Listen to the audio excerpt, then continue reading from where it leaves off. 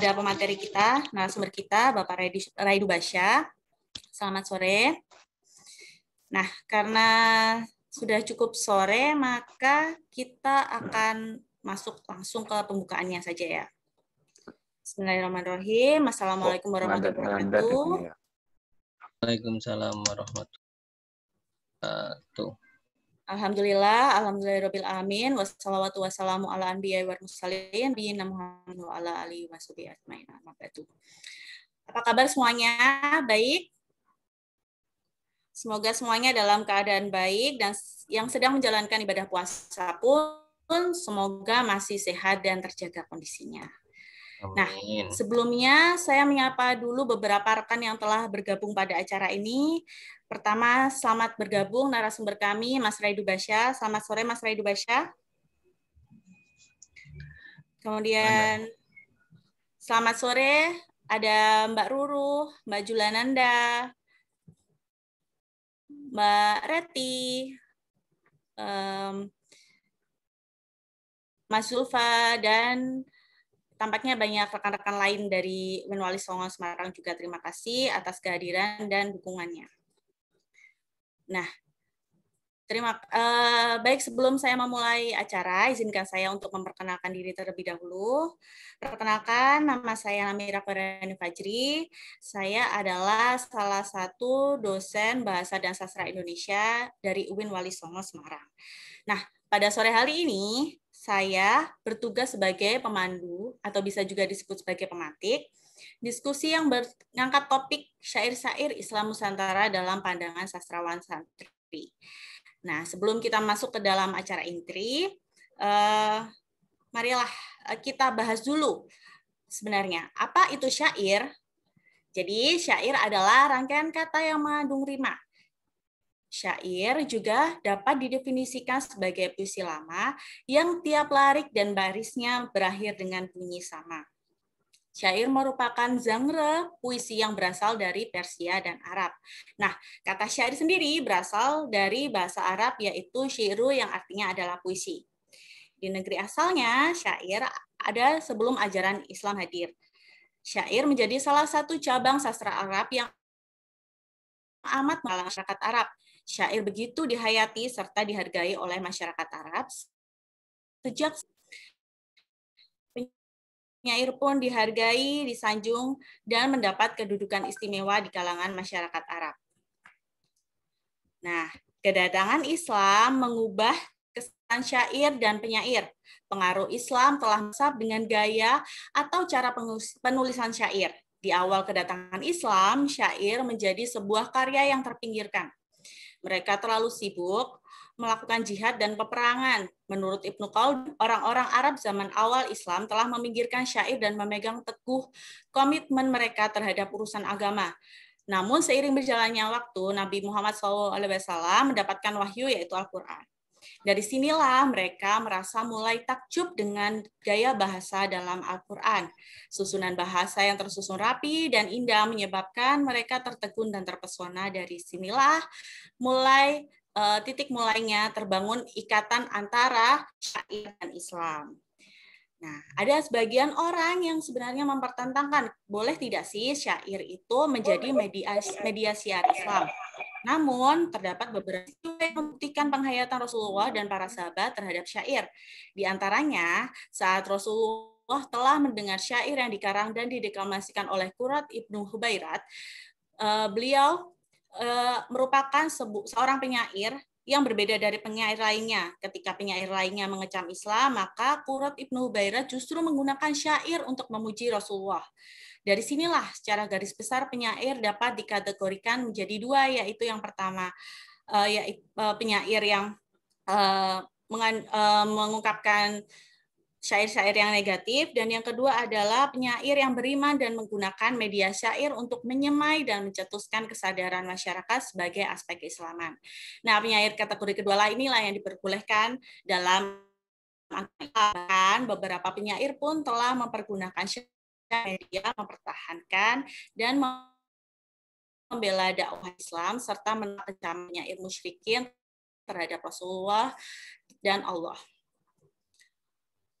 Selanjutnya, syair masuk ke Indonesia bersamaan dengan agama Islam. Di Indonesia sendiri, syair menjadi khas dan menyatu dengan kebudayaan kita, tidak lagi sama dengan syair yang berasal dari Arab. Di Indonesia, kehadiran syair merupakan wujud kearifan lokal yang berkembang di pesantren. Nah, oleh sebab itulah, antara syair dan santri memang adalah dua hal yang tidak dapat terpisahkan. Sebagai sastra pesantren, syair tidak terlepas dari fungsinya, yaitu sarana atau alat pembelajaran di lingkungan pesantren. Dalam hal ini, syair dapat menjadi pembelajaran bidang hukum, teologi, bahkan tasawuf. Ada juga yang menyebutkan dalam penelitiannya bahwa syair memiliki 3 fungsi utama, yaitu yang pertama fungsi hiburan, yang kedua fungsi pendidikan dan pengajaran, dan yang ketiga adalah fungsi spiritual. Nah, pada perbincangan sore ini, kita akan bersama-sama mencari tahu tentang perjalanan syair Islam Nusantara. Bagaimana sastra Islam Nusantara sehingga menjadi proses penjadian bangsa Indonesia, bagaimana eksistensi sastra Islam Nusantara setelah kemerdekaan Indonesia dan posisinya hari ini. Nah, kita akan cari tahu jawabannya bersama-sama saat lagi. Sebelumnya, izinkan saya untuk membacakan daftar riwayat hidup dari narasumber kita sore hari ini, yaitu Mas Raidu Basya. Bani Saleh atau yang memiliki pena Raidu Basya merupakan penulis buku-buku sastra, buku etnografi yang di Sumeneb 3 Juni 1988. Beliau berpendidikan pesantren terakhir di Sarang, Rembang, dan pendidikan formal terakhir diselesaikan di Magister Antropologi Universitas Gadjah Mada dengan riset antropologi sastra sebagai fokus pembahasannya. Saat ini beliau bertugas sebagai pengajar sekaligus Dewan Pimpinan Pondok Pesantren Darussalam Bila Sumeneb. Nah, beliau juga telah melahirkan beberapa karya. Yang pertama ada buku yang berjudul Sastra Santri Etnografi Sastra Pesantren. Itu adalah buku terbaru beliau yang terbit tahun 2020. Sebelumnya beliau juga pernah menerbitkan buku berjudul Ya Allahu, Catatan Etnografi Linias yang terbit tahun 2018, Kitab Syair Hadrah Santri yang terbit tahun 2017, Mata Mangdara yang terbit tahun 2014, dan buku Sastrawan Santri menerima 3 penghargaan. Anugerah Sutasoma 2020, kategori buku kritis sastra terbaik, Nusantara Academic Award 2019, kategori studi budaya Nusantara Akademik terbaik, dan Mizan Scholarship 2017. Tak hanya itu, buku Yawalhu merupakan hasil program sastrawan berkarya Badan Bahasa Kemdikbud Republik Indonesia 2018. Sedangkan buku Hadrah Kiai dinobatkan sebagai 5 besar penghargaan sastra Kemdikbud 2020 kategori buku puisi dan menerima penghargaan Anugerah Hari Puisi Indonesia 2017. Buku Mata Panagara menjadi buku yang membuat penulisnya diundang di Ubud Writers dan Readers Festival 2015. Nah, bagi yang tertarik untuk mengenal lebih dalam Mas Raidu Basya ini bisa kepoin Instagramnya @raidubasya. Nah, dari paparan daftar riwayat hidup beliau ini, kita sudah dapat mengetahui ya bahwa Mas Raidu Basya merupakan narasumber yang tepat untuk membahas topik kita sore hari ini, yaitu syair-syair Islam Nusantara dalam pandangan sastrawan santri. Yuk langsung kita sapa saja narasumber kita pada sore hari ini, Mas Raidu Basya. Assalamualaikum Mas Raidu Basya. Waalaikumsalam warahmatullahi wabarakatuh. Alhamdulillah. Makasih Mbak Namira. Ya, bagaimana kabarnya Mas? Kabar alhamdulillah agak cegukan dan batuk ya siang hari ini. Tapi nggak apa-apa, semoga kita sehat terus. Amin. Semoga Mas Raidu Basya senantiasa diberi kesehatan. Posisi di mana ini Mas? Di Madura atau posisi saya di Madura, memang tidak kemana-mana sejak pandemi, ada di rumah saja. Selama gitu. Ramadan intensitas kesibukan jenengan meningkat ya tampaknya? Enggak sih, kalau di dunia nyata berkurang malah. Karena cuma saya cuma siang sama malam ngadain khataman kitab gitu. Enggak ngajar full. Kemudian kalau online Makanya bisa main-main ke online saya. Terima kasih Mas atas Sama. waktunya telah meluangkan untuk kami. Baik Mas, agar rasa penasaran kami tentang topik ini segera terbayar lunas, saya persilakan Mas Raidu Basya untuk memaparkan materinya. Oke, untuk langsung ya. Ya. Untuk peserta yang ingin bertanya bisa lewat kolom chat atau nanti bisa bertanya langsung juga boleh setelah pemaparan. Silakan Mas Raidu Basya. Jadi bebas ini berapa jam gitu. Enggak ya? Gimana? Berapa menit? Kurang lebih 45 menit. Wow, siap. Ya, makasih Mbak Namira. Terima kasih. Sebelumnya saya ingin menyapa dulu rekan-rekan di jurusan bahasa, rekan-rekan dosen di jurusan Bahasa dan Sastra Indonesia UIN Wali Songo. Ya di sini ada Kang Zulfa Fahmi, ada ya Mbak Namira. Makasih atas undangan ini, makasih atas kesempatan ini. Bahagia tentu saja saya bisa ada di forum ini bersama rekan-rekan atau para sahabat, bapak-bapak, ibu-ibu sekalian. Saya mohon maaf agak sedikit kayaknya kurang minum tadi malam, jadi agak cengkukan ini. Semoga saja tidak mengganggu siang hari ini.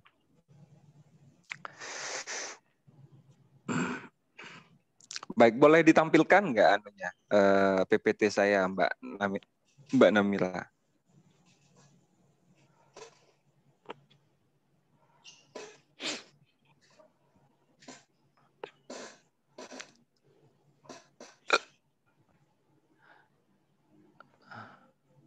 Nggak muncul berarti. Enter. Bisa di-enter nggak? Nah.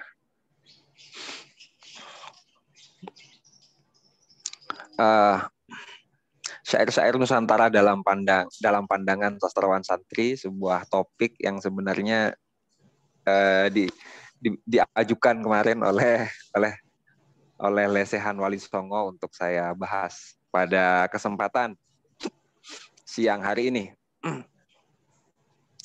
Sebelumnya saya perkenalkan bahwa tahun lalu saya baru memberikan sebuah buku berjudul Sastrawan Santri, dan bukan berarti ini bedah buku ya. Ini adalah pertanyaan lain yang juga serumpun dengan pembahasan buku Sastrawan Santri yang saya tulis. Silakan next. Baik, bagaimana sejarah Islam Nusantara sehingga menjadi proses penjadian bangsa Indonesia? Bagaimana eksistensi sastra Islam Nusantara setelah kemerdekaan Indonesia dan posisinya hari ini? Secara definisi Islam Nusantara memang banyak pengertian ya, banyak pengertian. Ada yang mengatakan wilayah Indonesia saja, ada yang Islam yang berada di wilayah Indonesia saja, ada yang mengatakan tidak terbatas dari Sabang sampai Merauke, tapi juga serumpun Melayu yang pernah menjadi satu rumpun kerajaan Nusantara di zaman sebelum Indonesia merdeka. Jadi Islam Nusantara, jadi kesusastraan Islam Nusantara itu bisa meliputi kesusastraan di luar peta atau wilayah Indonesia hari ini. Bisa saja Malaysia atau Brunei atau Singapura yang pada zaman dahulu satu wilayah negara, yaitu Nusantara. Oke. Ini dua pertanyaan yang ingin saya bahas pada siang hari ini. Oke, next. Jadi sastra Islam Nusantara. Nah, kita mulai menarik jauh ke belakang. Bagaimana sebenarnya benang merah kesusastraan Islam itu dimulai sejak bahkan sebelum Nabi gitu loh. bahwa ketika ada seorang penyair bernama Imru'ul Qais, dia menemukan bahasa Arab, dia sebagai penemu bahasa Arab sekaligus penyair pertama di Jazirah Arab. Itu kemudian ada gitu. Nah, sebelum Islam datang, bangsa Arab sudah memiliki tradisi kesusastraan yang kuat. Hal itu dapat ditandai dengan tercatatnya kebudayaan sastra pra-Islam, yaitu kemunculannya ada puisi-puisi al-mu'allaqat. Puisi mu'allaqat ini adalah puisi yang digantungkan di Ka'bah. Jadi tidak sembarangan puisi yang digantung di Ka'bah pada masa pra-Islam atau masa jahiliyah. Al-mu'allaqat ini ada berjumlah 7 ya, 7 penyair. Hanya 7 penyair dalam sepanjang sejarah Al-Mu'allaqat yang puisinya diletakkan, dihargai dengan cara dipajang di Ka'bah. Oleh karena itu disebut Al-Mu'allaqat, yang digantung atau yang dipajang. Nah, di Indonesia baru aja ada terjemahan Al-Mu'allaqat ini. Ya, kebetulan saya mengeditori sekaligus menerbitkan buku Al-Mu'allaqat syair-syair pra-Islam tahun 2017 silam. Kemudian biasanya kemudian pada masa itu juga muncul peradaban atau festival sastra di Pasar Okaz atau Pasar Okaz gitu ya. Dan tradisi juru bicara kerajaan di Semenanjung Arab adalah para pujangga. Jadi intelektual atau mediator atau pengkomunikasi antar satu kabilah ke kabilah yang lain, antara satu kerajaan ke kerajaan yang lain, itu adalah seorang seorang pujangga. Jadi pujangga punya posisi politik yang cukup tinggi dalam peradaban Arab sebelum Islam. Oleh karena itu ada yang mengatakan ini seperti yang ketika kebudayaan sastra, yang mana sastra menjadi sebuah puncak peradaban sebelum Islam pada waktu itu, muncul sebuah pertanyaan, ada apa kira-kira, mengapa terjadi sebuah puncak peradaban kesusastraan yang begitu besar sebelum Islam datang? Ada seorang leluhur atau tetua yang mengatakan pada masa itu bahwa dia mengatakan bahwa akan ada sesuatu yang besar yang akan datang setelah ini. Itu ramalan yang terjadi pada masa itu. Sehingga kemudian benar bahwa sesuatu yang besar yang akan datang itu ternyata adalah Al-Quran yang diturunkan pada Kanjeng Nabi Muhammad dengan sastra, dengan kekuatan dan nilai sastra yang cukup tinggi. Next. Nah, sastra Islam masa Nabi dalam kitab Hadza Halal wa Hadza Haram menyebutkan bahwa Rasulullah pernah menghadiahi jubah kepada Ka'ab bin Zuhair. Ka'ab bin Zuhair ini adalah anak dari penyair besar yang mu'allaqat karyanya, yaitu Zuhair bin Abi Sulma. Hadiah diberikan karena membaca puisi pembelaan terhadap Allah. Mulanya Ka'ab adalah pembenci Nabi dengan celaan, dengan puisi-puisi yang menyudutkan Nabi. Jadi ketika Ka'ab langsung berubah haluan, dia membela Nabi dengan satu baris puisi saja, yaitu ala kulli syai'in illallah batil. Hanya itu puisinya. Kemudian diberikan burdah oleh Kanjeng Nabi Muhammad, dan itu menjadi hadiah pertama bagi kesusastraan dari Nabi kepada sastra. Next.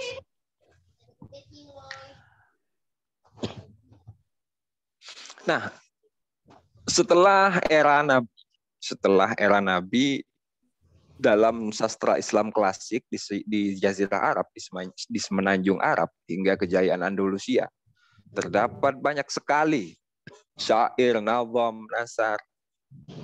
Jadi yang semula itu hanyalah syair, maka kemudian ada istilah nazam, ada istilah nasar. Jadi syair yang betul ya. Kalau syair itu ketika sudah menjadi bahasa Melayu. Jadi syair gitu. Jadi syair ini adalah sebuah karya sastra, karya puisi yang yang apa namanya ya, yang secara dia mengekspresikan perasaan, ungkapan misalnya pujian, misalnya kecintaan, misalnya kerinduan atau yang lain-lain, itu disebut syair. Meskipun bentuknya sama dengan nazam.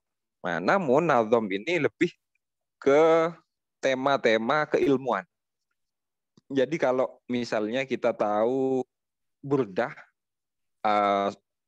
ya Rabbi bil Mustafa Bali Maqasid, dan misalnya kayak gitu, itu adalah contoh syair karena lebih ke persoalan mengungkapkan perasaan.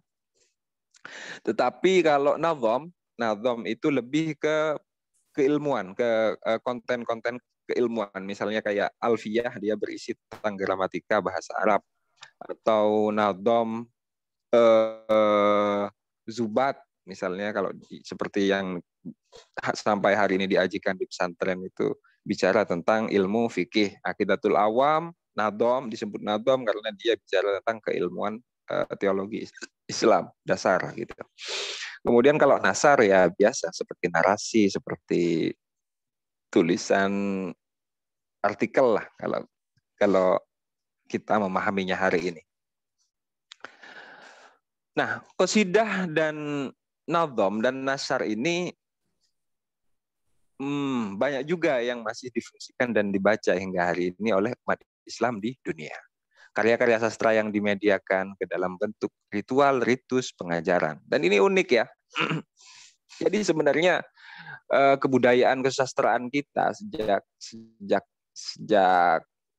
pasca Nabi atau yang disebut era salaf, era salafus soleh, itu kemudian hingga hari ini tetap menjadi sebuah ritual bagi masyarakat, khususnya kalau di Indonesia pesantren. Bahkan seperti beberapa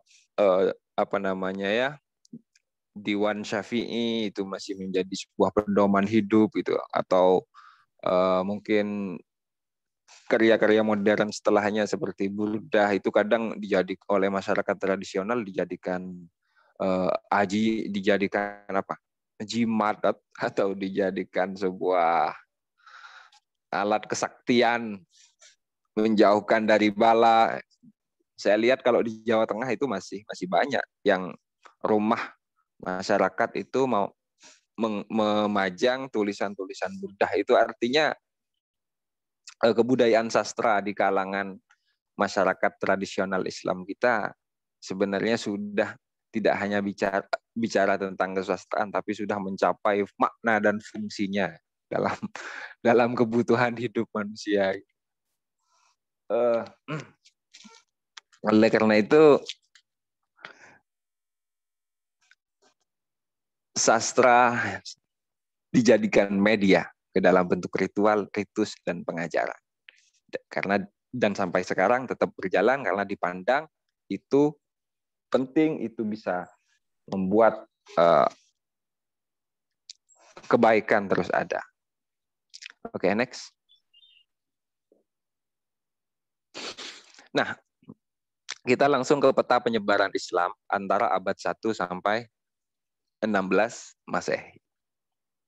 Jadi mungkin yang pertama-tama kan ada masuknya Islam ke Indonesia atau ke Nusantara, itu ada dua fase. Yang pertama fase tahun 1000-an Masehi, yaitu fase di mana para penyiar-penyiar atau dai-dai Persia itu dikirimkan oleh khalifah ke Indonesia, ke tanah Nusantara untuk menyampaikan Islam.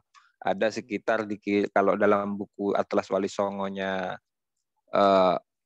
Agus Sunyoto itu disebutkan terdapat 200.000 dai Persia yang dikirimkan ke Indonesia, tapi 180.000-nya mati dibunuh atau disantet oleh orang-orang Jawa dan orang-orang Nusantara yang lain. Sehingga sisanya yang ada adalah 20.000 dai Persia. Dan itu bisa dikatakan tidak sesukses pada 3 atau 4 abad berikutnya, yaitu ketika fase Gujarat, ketika atau yang disebut para wali songo itu menyiarkan Islam di Nusantara. Oke, Islam masuknya itu dari Pasai, atau yang disebut pertama kali disebut dengan tempat Yabarus, di mana seorang penyair, sehingga di tempat yang bernama Barus di pesisir Sumatera itu lahir sebuah penyair besar yang asli kelahiran Barus, yaitu namanya Hamzah Fansuri. Nah,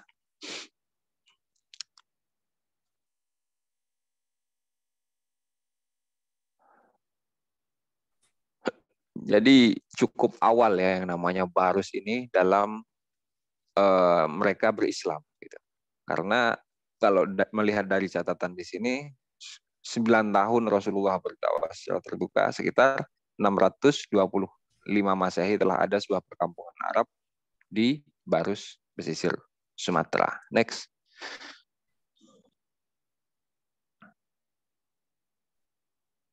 Nah, ini yang mungkin disebutkan Mbak Najmi tadi ya, Mbak Namira tadi ya,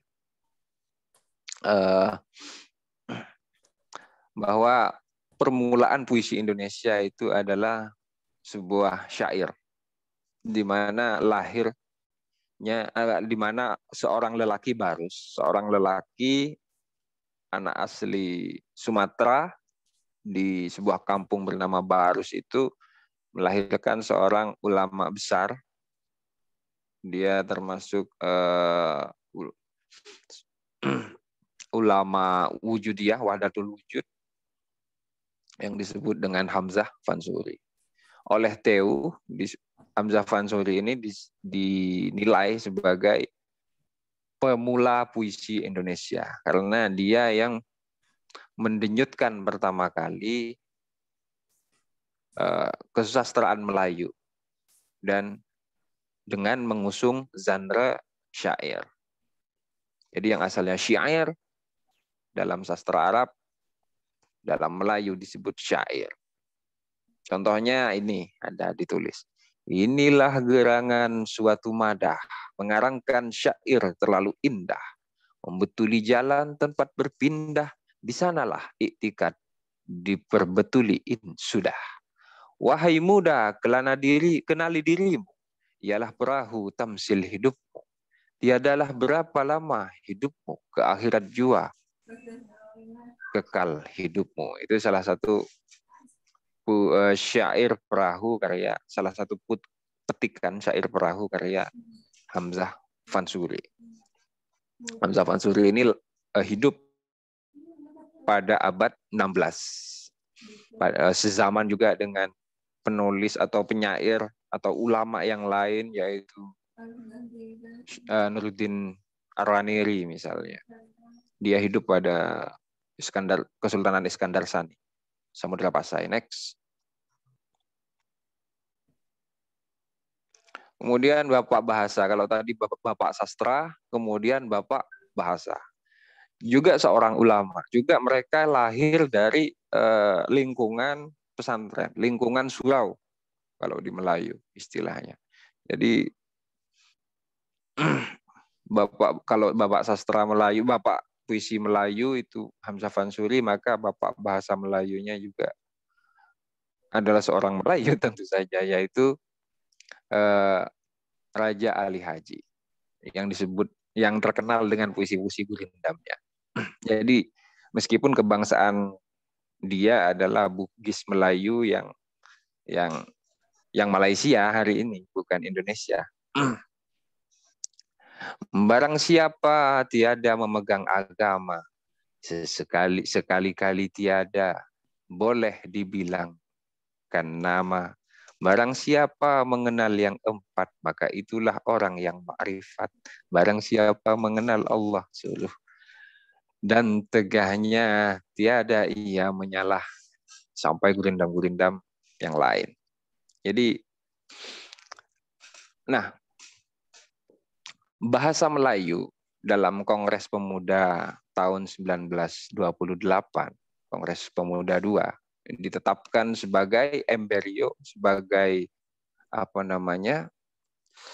sebagai embrio bahasa Indonesia. Jadi Tabrani, seorang pemuda dari Jawa Timur, mengusulkan bahasa Melayu sebagai embrio bahasa Indonesia.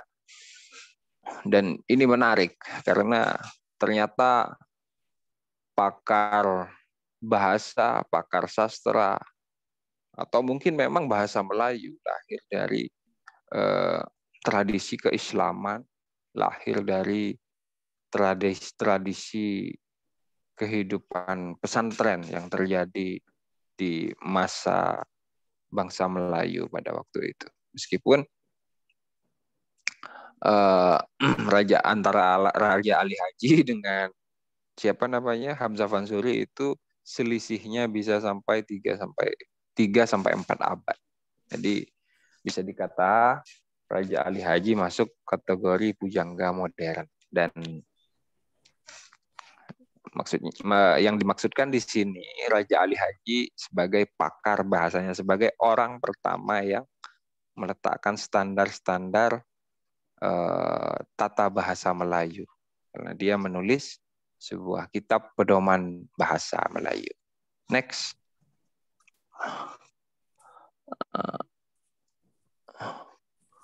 Nah, kalau pelopor sastra modern, ya tentu saja yang ini, Abdullah bin Abdul Karim Al-Munshi. Ada puisinya dia yang cukup terkenal, itu puisi tentang perjalanan ibadah hajinya dia. Dan dia menariknya bisa menarasikan sebuah perjalanan menjadi karya sastra yang menarik tanpa harus membuat imajinasi yang dilebih-lebihkan gitu.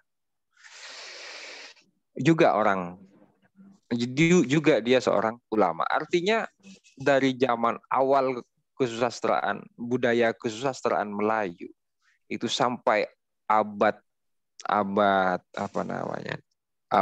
sebelum kemerdekaan Indonesia, itu perjalanan kesusastraan, silsilah kesusastraan, bisa dikatakan seperti itu ya. Peta kesusastraan di tanah air itu berjalan dari satu institusi Islam ke institusi Islam yang lain. Makanya intelektual yang tumbuh dan lahir memang terutama dalam kebahasaan dan kesusastraan itu lahir dan bermunculan dari surau-surau, entah surau pendidikan tarekat atau surau-surau istana dan lain semacamnya. Next.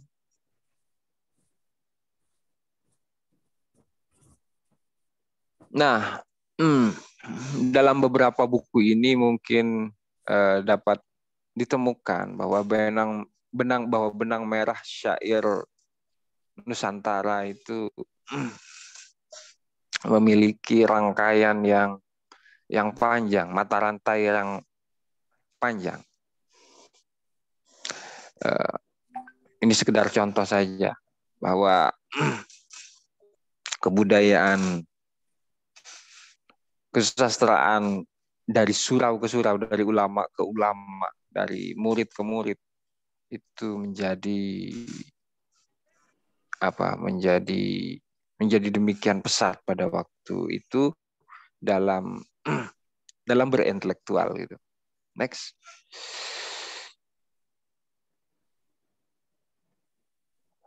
Ya, ini juga sekedar menyampaikan beberapa media cetak pada zaman Hindia Belanda yang memuat karya sastra pertama kali. Jadi di Bintang Johar atau majalah Bintang Johar, Bintang Utara, Putri Belanda, kemudian majalah Biang Lala. Ini adalah majalah pertama pada zamannya yang memuat karya-karya sastra berbentuk puisi, berbentuk hikayat, dan semacamnya. Next.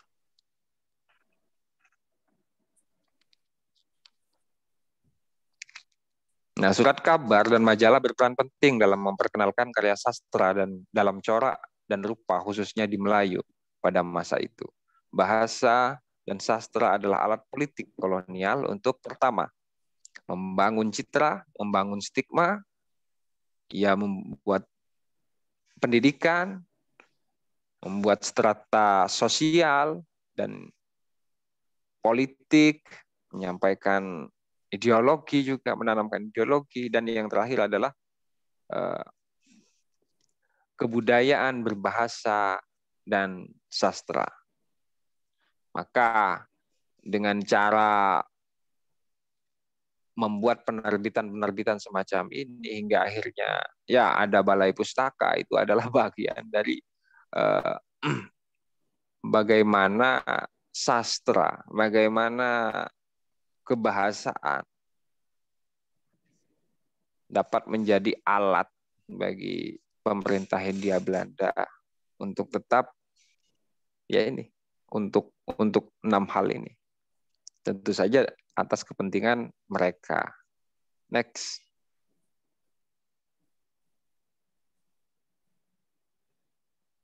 Sehingga dalam perjalanannya muncullah balai pustaka.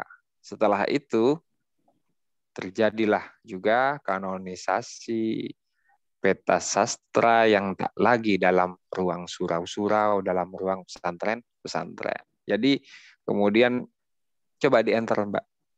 Jadi kemudian melalui penerbitan dan balai pustaka, pemerintah Hindia Belanda memiliki elit-elit sendiri dalam kesusastraan. Jadi kalau sebelumnya itu kesusastraan menjadi tradisi dari surau ke surau, dari pesantren ke pesantren, dari ulama ke ulama.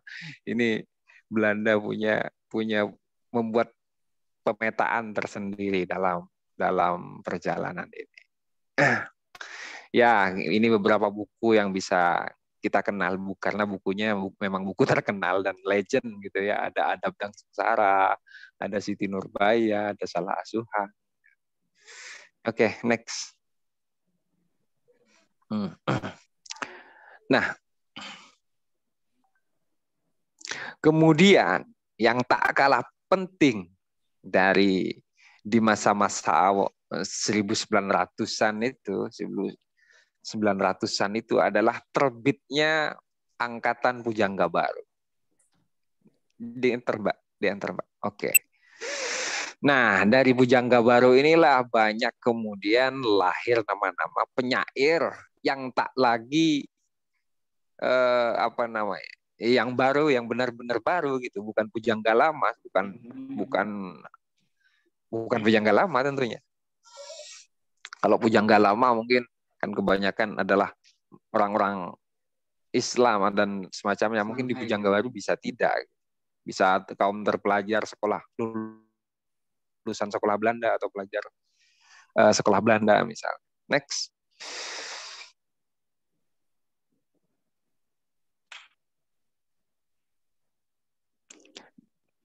Lalu inilah yang terjadi. Setelah beratus-ratus tahun,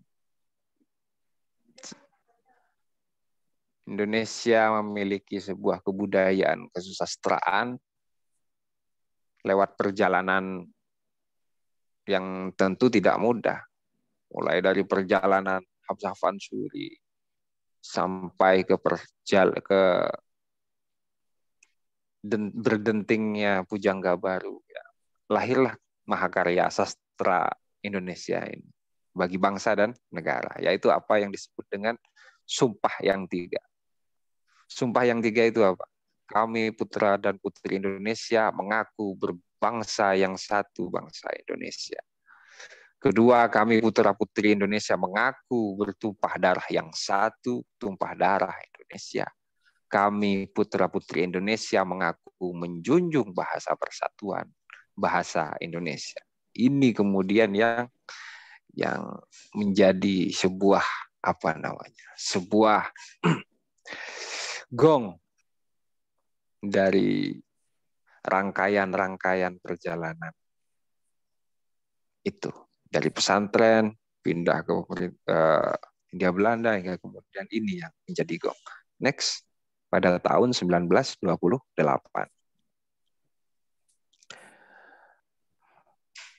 Sehingga terjadi tiga peristiwa penting dalam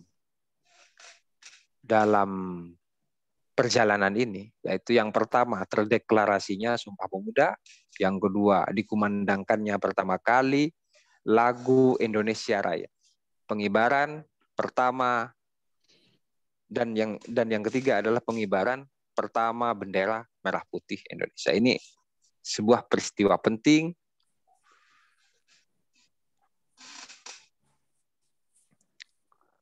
dalam dalam pemerdekaan Indonesia. Next.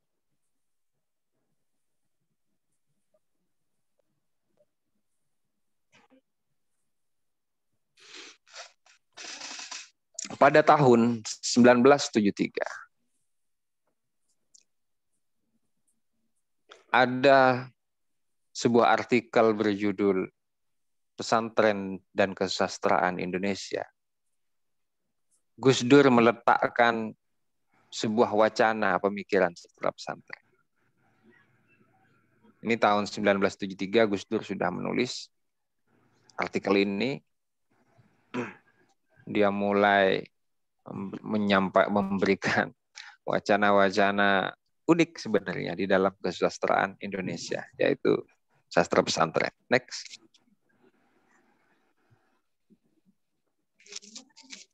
Nah, dalam perjalanannya setelah kemerdekaan, ini saya kasih contoh beberapa karya yang mungkin dapat menjadi sebuah ukur dari keberadaan sastra pesantren atau yang disebut sastra Islam. Anafis, ada kemudian Jamil Suherman, ini yang selalu disebut oleh Gus Dur di dalam esai itu, di dalam esai tentang sastra pesantren, karya-karya Jamil Suherman. Kemudian ada puisi sufistik juga Abdul Hadi WM, dia mengaku sebagai penerus dari Hamzah Fansuri. Kemudian ada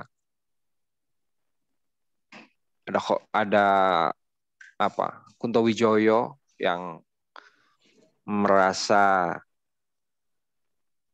penting menyebut karyanya sebagai karya sastra profetik dan lain semacamnya.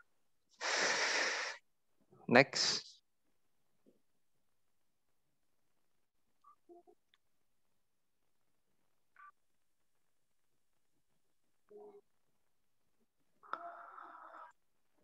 Dan ini untuk mempersingkat saja. Pasca Orba atau yang disebut dengan era reformasi, kemudian bermunculan genre-genre maupun terma, ada yang mengaku sebagai sastra Islami, sastra kitab, sastra sufi, dan lain semacamnya. Kita mungkin mengenal majalah An-Nida. Majalah ini terbit sekitar tahun 2000, pas tahun 2000, kalau tidak keliru, atau mungkin 90-an akhir menjelang 2000 gitu ya. Tentu era reformasi sudah. Dia majalah ini mengklaim dirinya mengklaim dirinya lah yang mengangkat terma sastra Islami. Jadi banyak cerpen yang dimuat dalam berbagai terbitan An-Nida itu tidak lepas dari apa yang oleh mereka disebut dengan sastra Islami. Kemudian kalau An-Nida di Jakarta, di Jogja ada sebuah majalah yang namanya Fadilah. Dia punya slogan sebagai majalah sastra pesantren.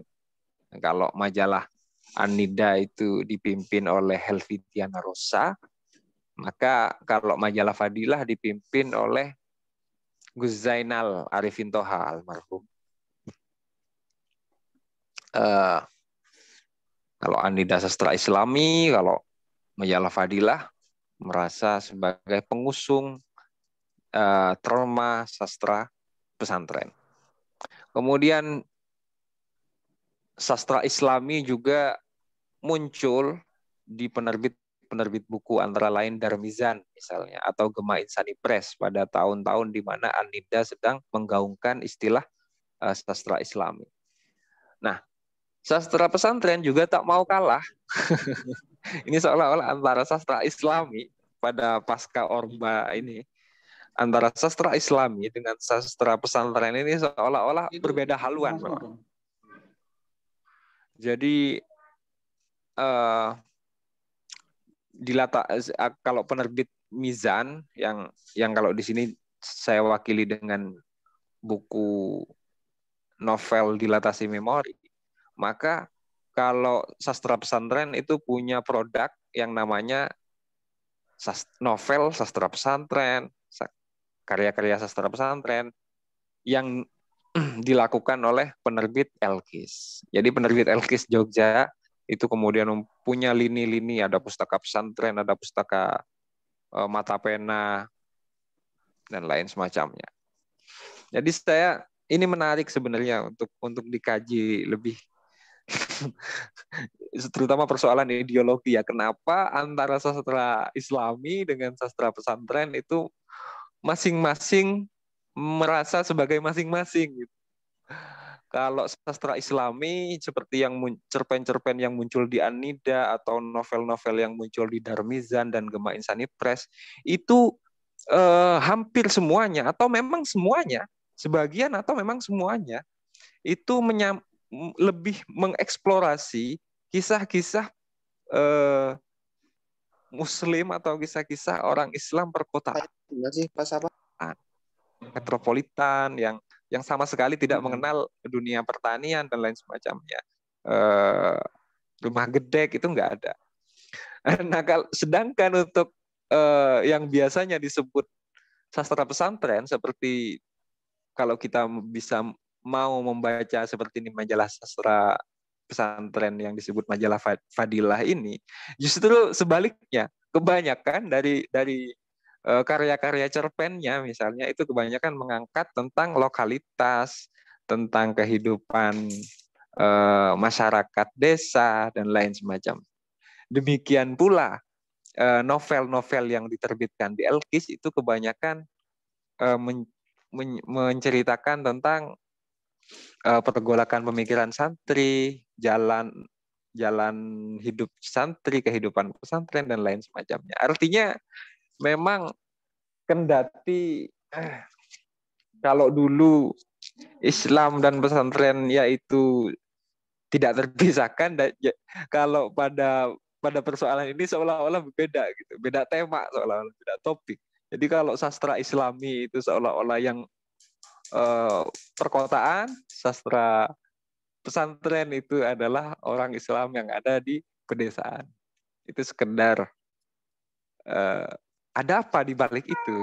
Ini kan yang perlu kita cari tahu. Next. Ya. Nah, sehingga muncul sastra Islami atau sastra pesantren. Nah, tahun 2000-an itu lagi marak, mungkin sampai hari ini.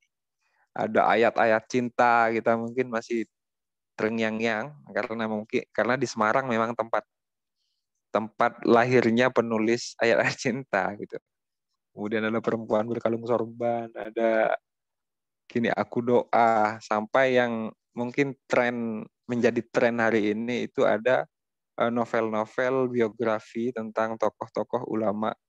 Misalnya ada Penakluk Badai, atau yang sudah difilmkan jadi Sang Kiai, atau biografinya Kiai Ahmad Dahlan yang disebut dengan Sang Pecerah, dan lain semacamnya. Ini sekedar contoh saja.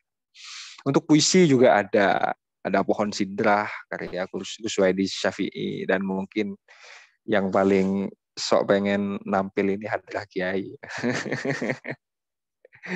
Next. Oke.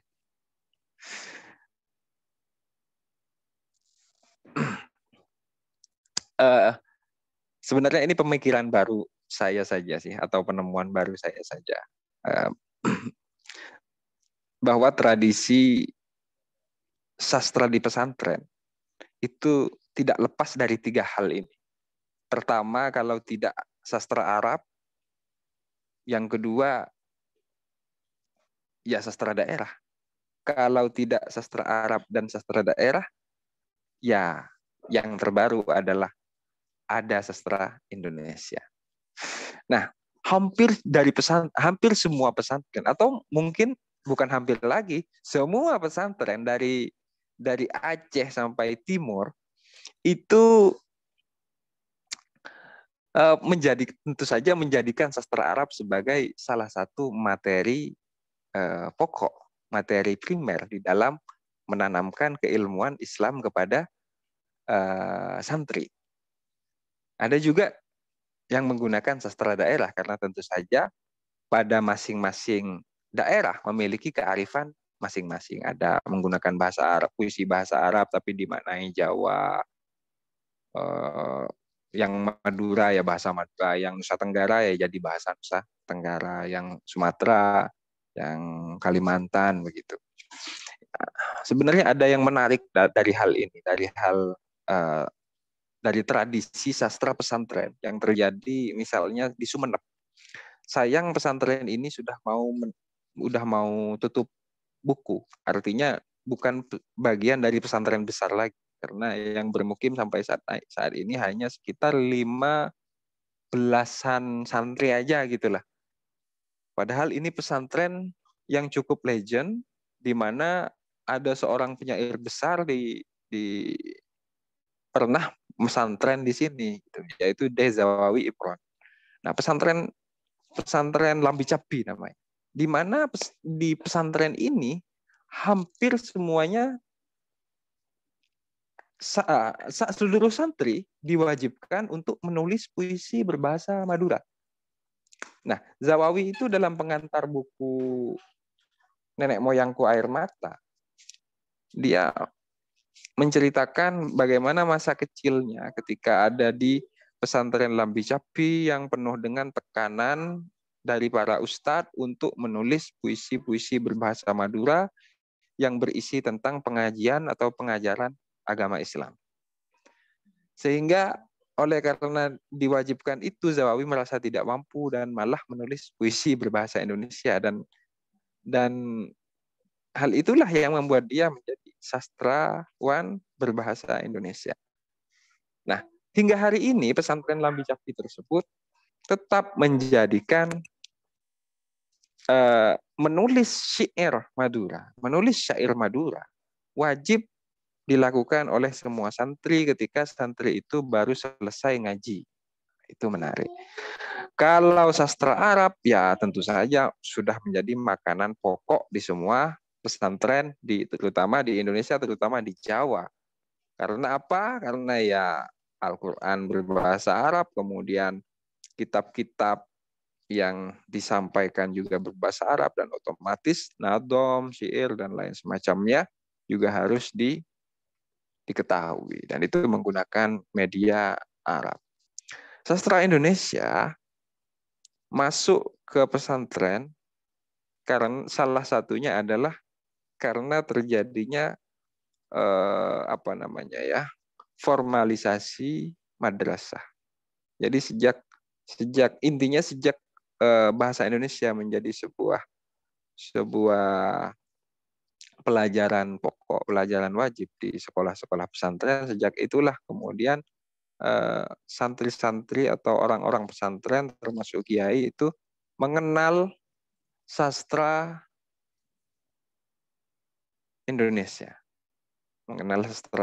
Seperti saya menemukan itu di beberapa pesantren, termasuk salah satunya adalah di Pondok Pesantren An-Nukoyah Gulu-Gulu Sumeneb, yang menjadi lokasi penelitian saya dalam buku Sastrawan Santri Etnografi Sastra Pesantren.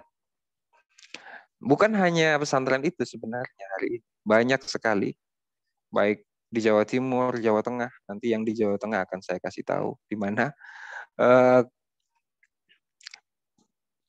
Kemudian yang lucu itu di Bojonegoro ada sebuah pesantren, tapi uniknya mereka itu pesantren teater. Jadi semua santri wajib mengetahui di atau kiainya mewajibkan santrinya untuk belajar teater. Ini menarik. Meskipun kalau dilihat secara sejarahnya, apa hubungan seni panggung dengan dengan sejarah masa lalu? Tapi kalau diteliti pasti ya mungkin ada, atau bagaimana saya tidak tahu karena saya tidak fokus untuk itu. Next.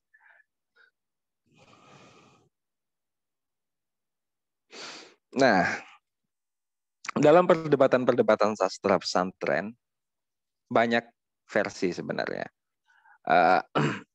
Yang saya ambil adalah di sini versinya Ahmad Tohari. Menurut Ahmad Tohari, sastra santri atau sastra pesantren merupakan istilah yang digunakan untuk menyebut karya sastra yang hidup dan diciptakan oleh kalangan orang-orang pesantren. Ini berarti sastra juga menjadi bagian penting dari kehidupan santri. Karena bagaimanapun santri adalah bagian dari masyarakat. Itu kata Ahmad Tohari. Jadi kalau bukan orang pesantren, ya susah untuk menyebut karyanya itu sebagai bagian dari sastra pesantren. Oleh karena itu, seperti Acep Zamzamdor misalnya, seorang penyair Jawa Barat, dia malah justru tidak setuju adanya sastra pesantren ini karena terlalu membatasi ruang ekspresi kesusastraan sastrawan. Karena pesantren dikenal sebagai tempat yang penuh dengan nilai-nilai dan norma. Next. Nah, sastra pesantren versi 2, yaitu sastra pesantren versi saya. Sebuah tawaran yang saya sampaikan dalam sebuah pidato, bahwa di sastra pesantren ada karya sastra pesantren yang dibuat oleh santri pondok pesantren. Di sastra pesantren ada karya sastra pesantren yang tidak dilahirkan dari tangan santri pondok pesantren. Di sastra pesantren, terkadang santri menjadi subjek, terkadang santri sebagai objek. Kadangkala dunia santri tampak sebagai dunia yang sama. Ini tidak penting ke akhir. Tidak penting selanjutnya, mungkin ini fokusnya ya. Bahwa sebenarnya ada karya sastra pesantren yang tidak ditulis oleh yang bukan pesantren, tetapi bermuatan tentang suara atau semacam visi atau semacam nilai-nilai keislaman, nilai-nilai kepesantrenan. Tetapi ada sastra pesantren juga dapat dipandang apabila ada seorang santri membicarakan tentang apa saja. Dan itulah sebabnya saya lebih menyebut sebagai sastra santri daripada sastra pesantren. Next.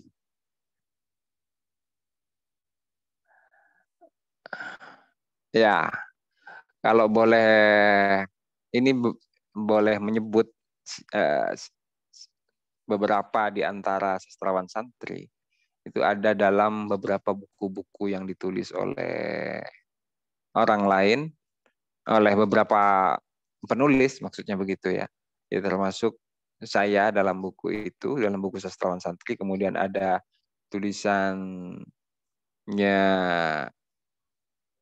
Gusmus, di sini ada tulisannya Usman Arlumi, tulisannya Chandra Malik juga yang menyebut beberapa penyair, beberapa sastrawan dari pesantren. Next.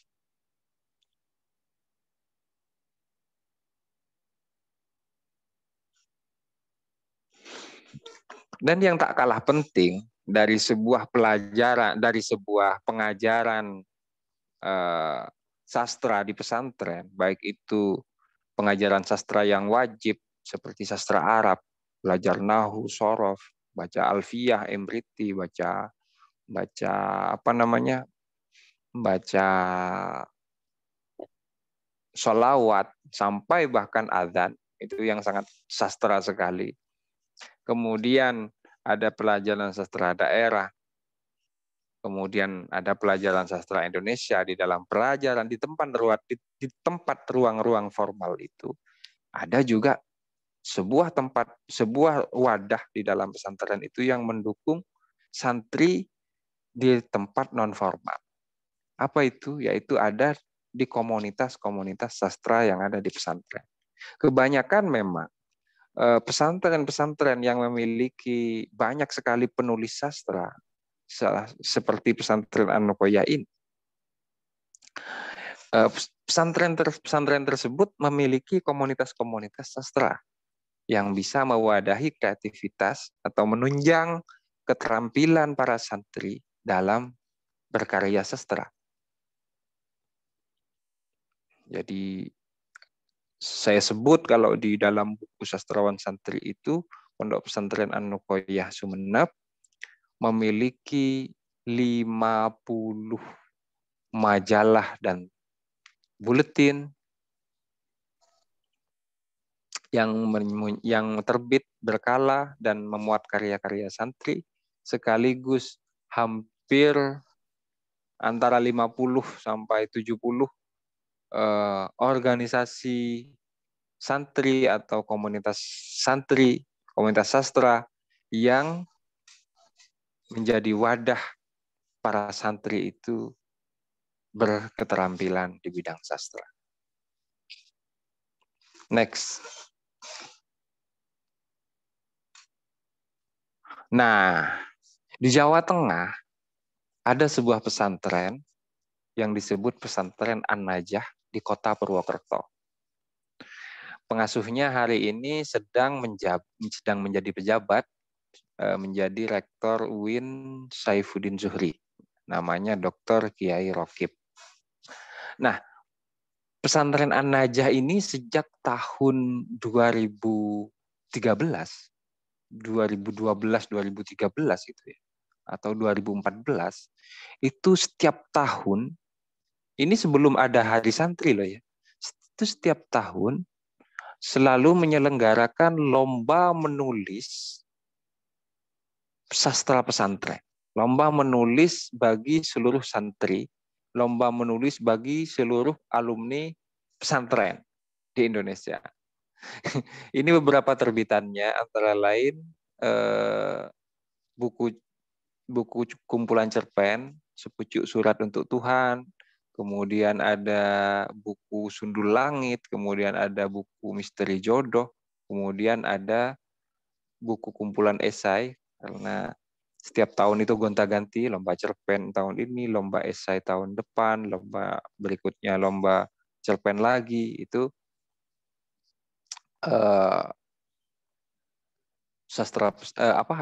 revitalisasi sastra pesantren judulnya. Ini di Jawa Tengah. Jadi, dan di situ ada komunitasnya ternyata, komunitas Pondok Pena namanya, komunitas sastra santri-santri An-Najah Purwokerto, Banyumas, Jawa Tengah. Next. Nah, tahun 2018 ada Muktamar Sastra 2018. Ini yang digagas oleh Kiai Haji Azaim, digagas oleh Ahmad Kiai Mustafa Bisri atau Gusmus. Dan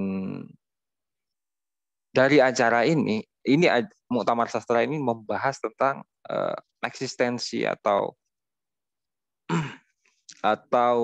bagaimana masa depan dari sastra pesantren. Sehingga dari muktamar ini diselenggarakan di Pesantren Sukorejo, di mana Muktamar Nahdlatul Ulama pada tahun 82 pernah diselenggarakan di pesantren tersebut. Nah, dari Muktamar Sastra 2018 kemudian menghasilkan Piagam Sukorejo. Ada 19 butir, ini ada di sini, Piagam Sukorejo, hasil dari muktamar tersebut mengenai sastra pesantren, sastra Indonesia, dan lain semacamnya. Nah, next, kiranya Ini adalah slide terakhir. Ini adalah sebuah contoh puisi karangan seorang santri, di mana puisi ini adalah sebuah upaya, percobaan, eksplorasi, revitalisasi, gitu ya. Gaya atau bentuk puisi nadhoman, gaya bentuk puisi syair seperti alfiyah, seperti nadhom alfiyah, seperti syair-syair yang biasanya dalam satu bait ada penanda di tengah bait gitu. Di dalam revitalisasi, bisa dikatakan begitu, dalam sastra Indonesia. Bunyinya ketukan sebelum tengah sama dengan yang terakhir, artinya bersyair gitu, bersajak. Ini karya seorang santri lulusan pesantren hari namanya Sofyan El Hazaid.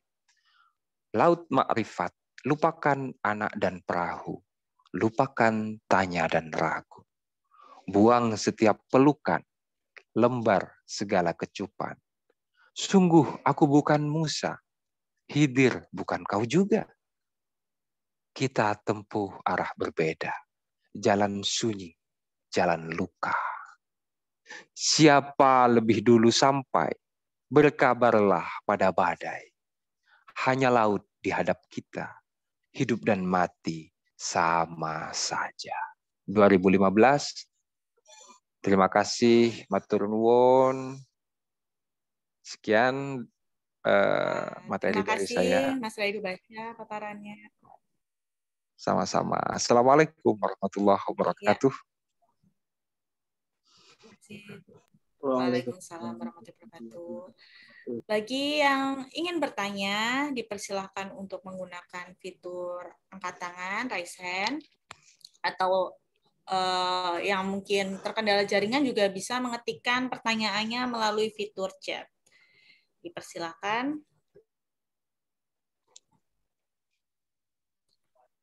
Nah, sambil menunggu, saya ingin bertanya terlebih dahulu nih pada Mas Raidu Basya. Tadi kan disebutkan ya Mas, kalau surat kabar dan majalah berperan penting dalam memperkenalkan karya sastra dalam corak dan rupa, khususnya di Melayu pada zaman Hindia Belanda. Nah, pada masa itu, bahasa dan sastra juga menjadi alat politik kolonial salah satunya untuk membangun citra. Nah, kira-kira bagaimana Mas citra pada saat itu? Citra yang ingin digambarkan oleh syair-syair pada saat itu. Wah.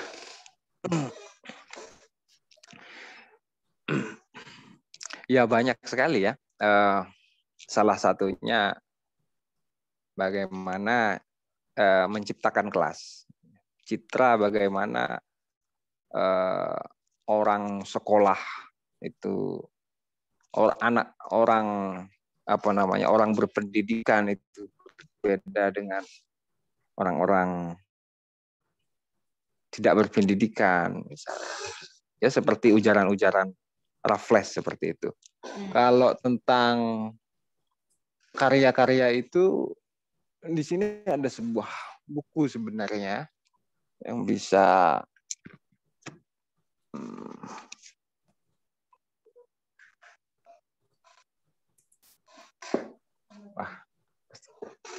keselip ini. ada sebuah puisi,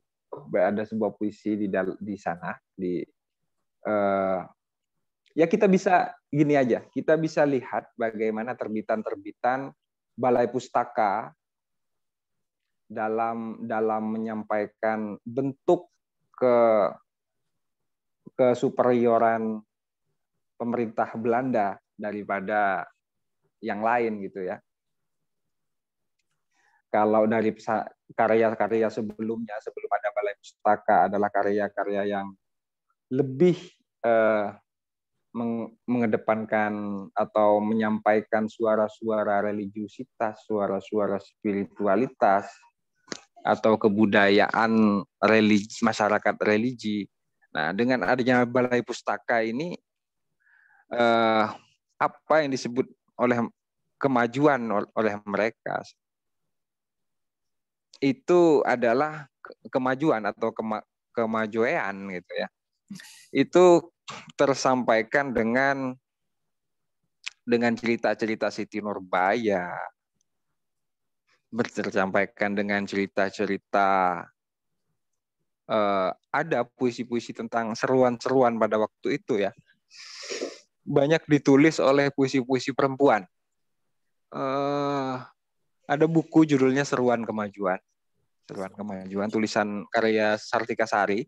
Di situ banyak memuat tentang puisi-puisi yang terbit di awal-awal 1900-an atau akhir 1800-an. Ya, berbarengan dengan bagaimana pemikiran dinas Balai Pustaka itu muncul untuk membidangi penerbitan, untuk makin mengekalkan kekuasaan Belanda di tanah ini gitu.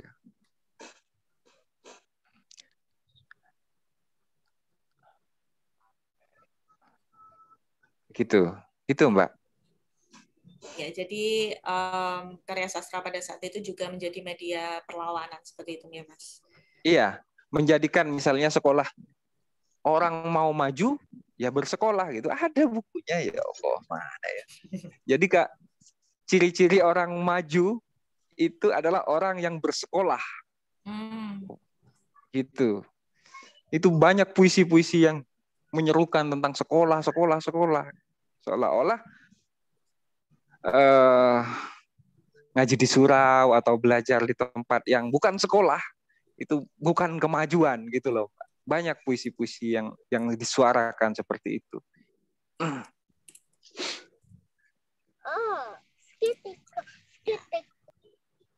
Gitu. Baik. Terima kasih jawabannya. Mungkin ada pertanyaan lain dari peserta, mungkin Mas Am Kamil atau Mas Zulfa, Fahmi, atau lainnya dipersilakan.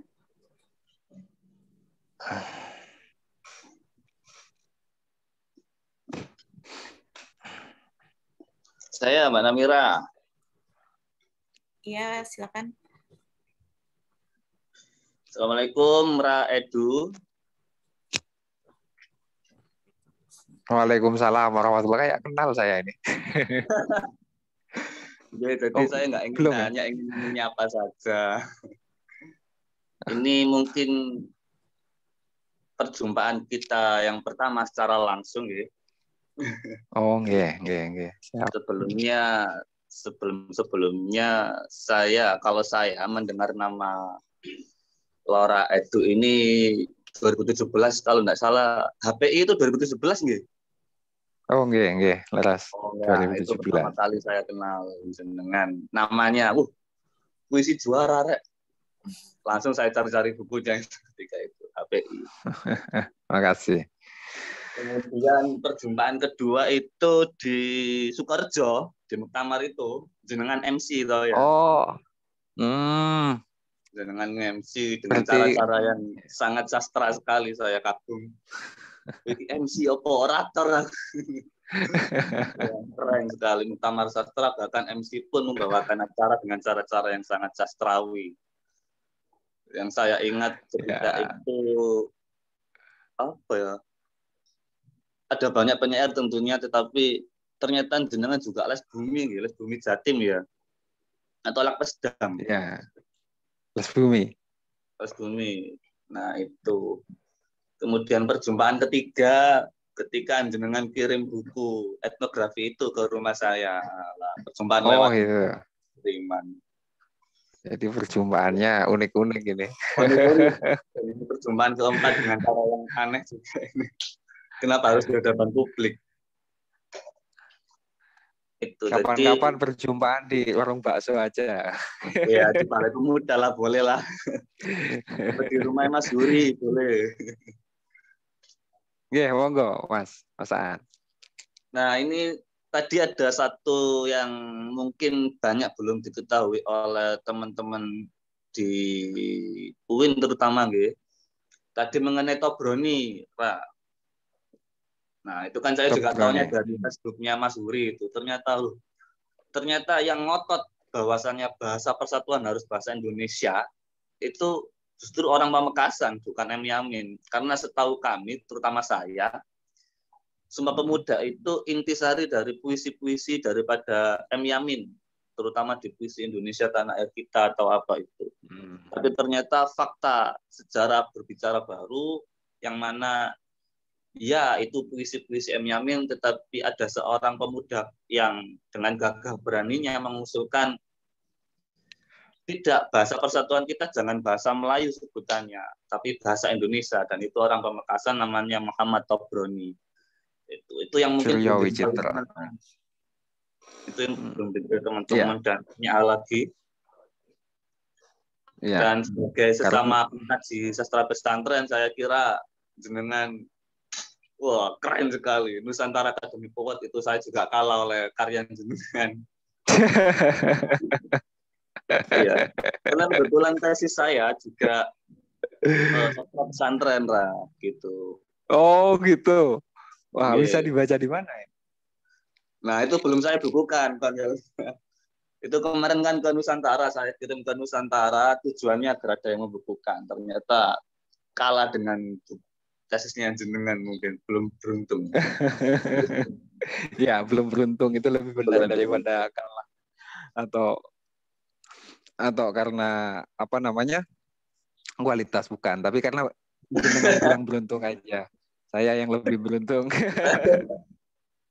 Ya, itu saja, dan saya mohon doanya, Raido, doa untuk teman-teman. Jadi kebetulan juga teman-teman dosen muda di UIN ini yang bahasa Indonesia, yang sastra ini ada 36.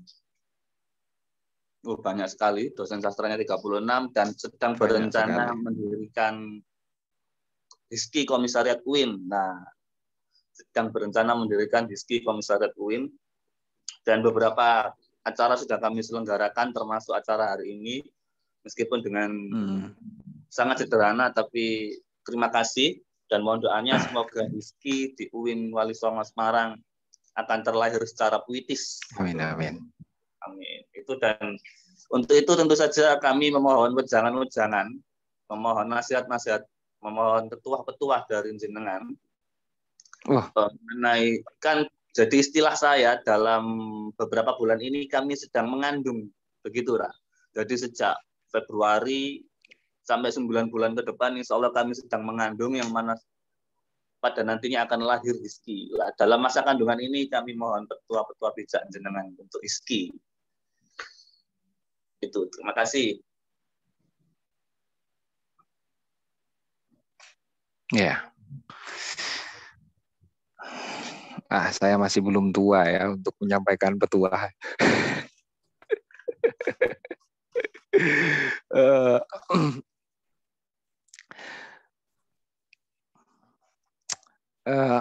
Menarik sebenarnya kalau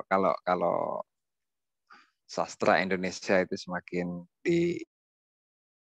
diwarnai dengan upaya-upaya terbentuknya kemajuan,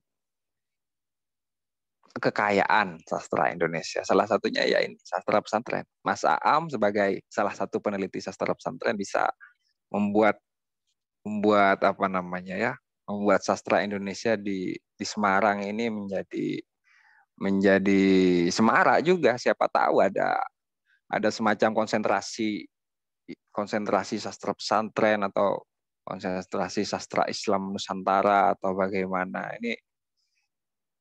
Ini akan semakin menarik dinamikanya ke depan gitu. Kalau urusan petuah, urusan nasihat, waduh, saya masih belum mau mati, apalagi urusan wasiat. Jadi itu saja yang bisa saya sampaikan, Mas Aam ya. Terima kasih karena sudah sering bertemu dan memang familiar sekali Mas Aam itu di mata saya. Entah ketemu di mana gitu.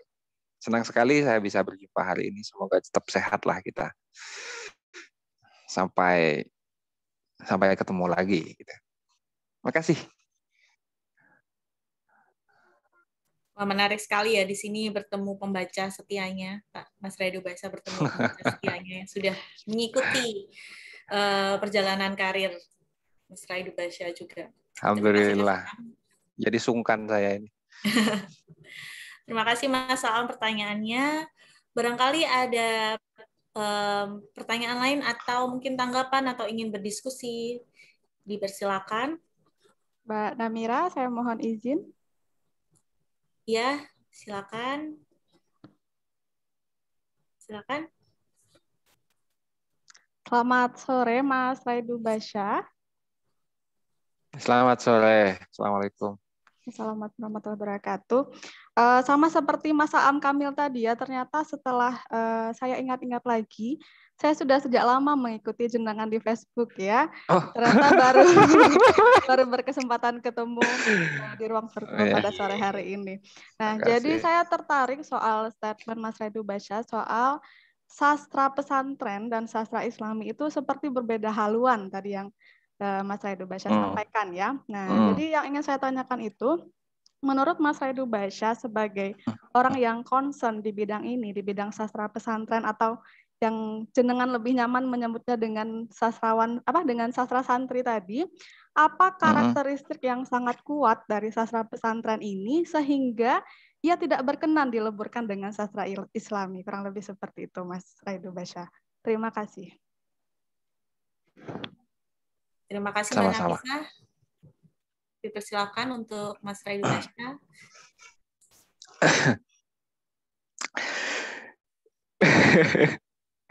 Ini yang salah siapa? Yang salah yang bikin istilah kali ya.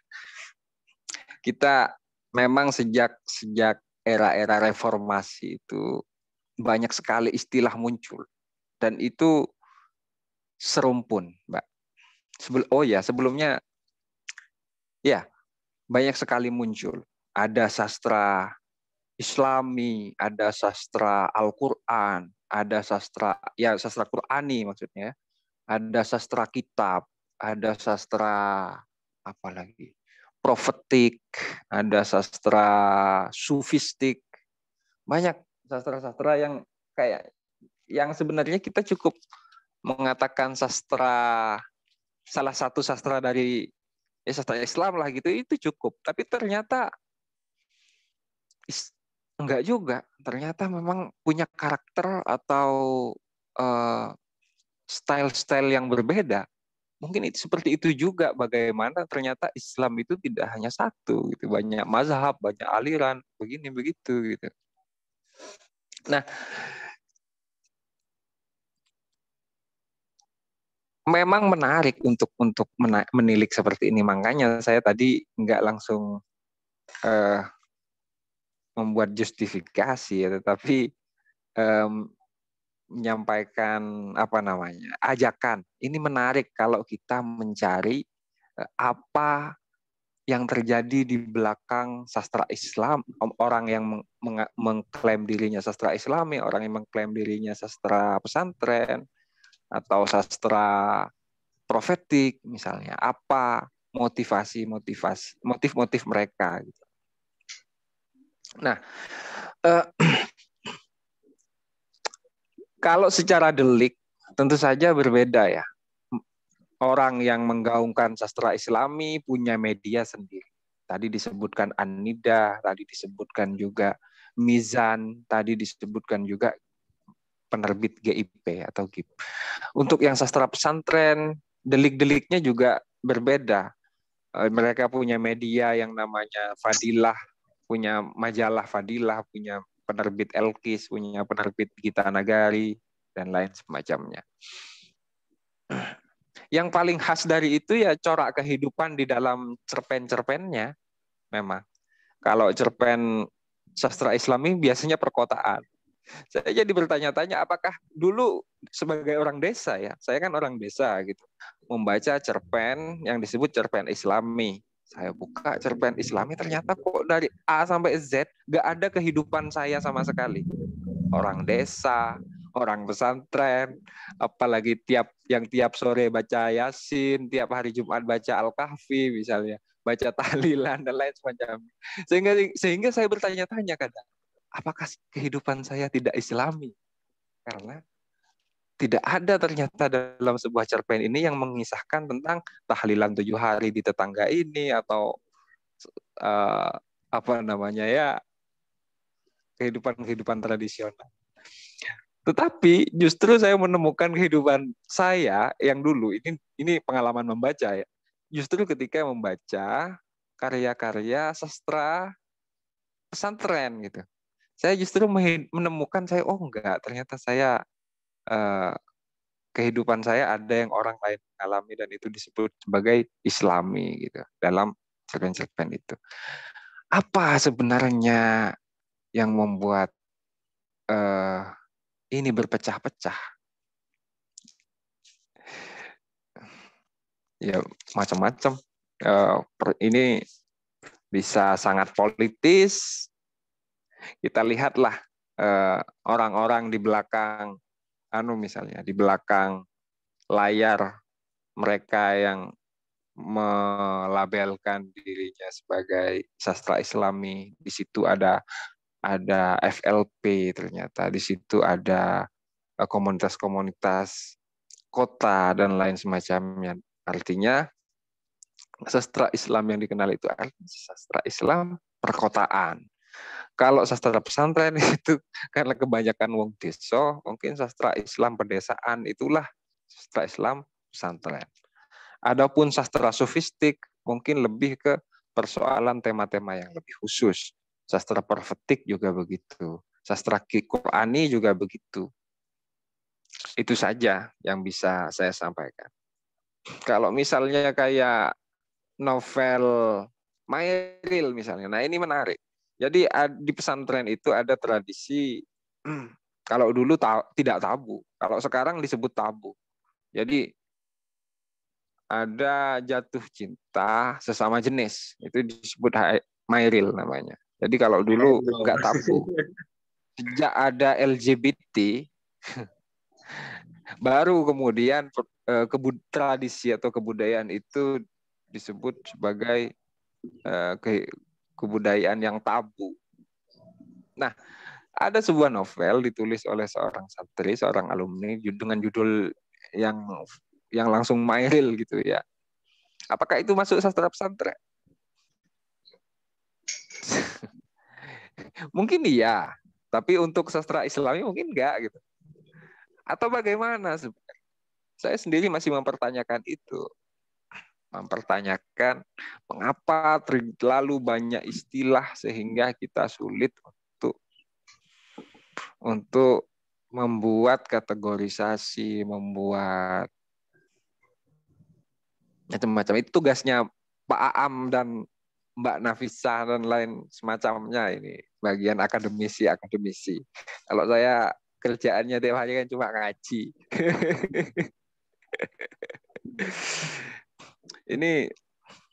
Ini tugasnya UIN Wali Songo untuk sastra di UIN Wali Songo ini untuk membuat irisan-irisan ini semakin jelas supaya masa depannya juga jelas. Gitu. Sastra pesantren ada di mana, sastra Indonesia ada di mana, sastra yang lain itu ada di mana. Ya, baik. Terima kasih jawabannya, Gitu. Mas Raidu Basya. Jawaban yang cukup justru memantik semangat kita untuk lebih dalam mengetahui dan kelak bisa berkontribusi terhadap ya. Sebelumnya terima kasih Mbak Nafis. Ternyata sudah lama tahu sama saya. Kapan-kapan semoga ketemu juga di warung bakso, boleh lah. Sama Mas Aam nanti itu juga di warung ketoprak. Siap, ditunggu di Semarang, Mas Raidu Basya. Siap. Insya Allah. Tak kabarin. Ayo, kalau aku di Surabaya janjian, ayo. Yo, apalagi di Surabaya, cuma sini. Oke. Ya, baik. Ada pertanyaan lain atau tanggapan lain, dipersilakan.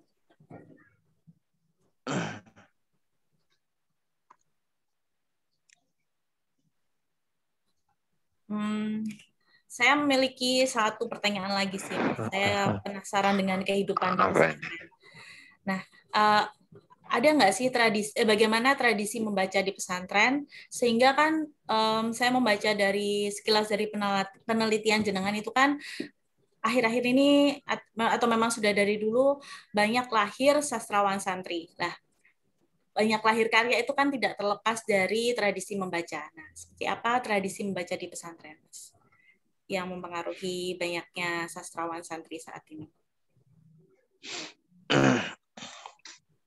Oke. Kebiasaan mengarang itu tentu saja karena kebiasaan membacanya juga kuat gitu. Oleh karena itu, sebagaimana kita ketahui bahwa semua pesantren itu adalah ya gudang literasi, di mana seluruh santri memang wajib membaca, entah membaca hanya sekedar merapal-rapal atau hingga menghayati bacaan itu.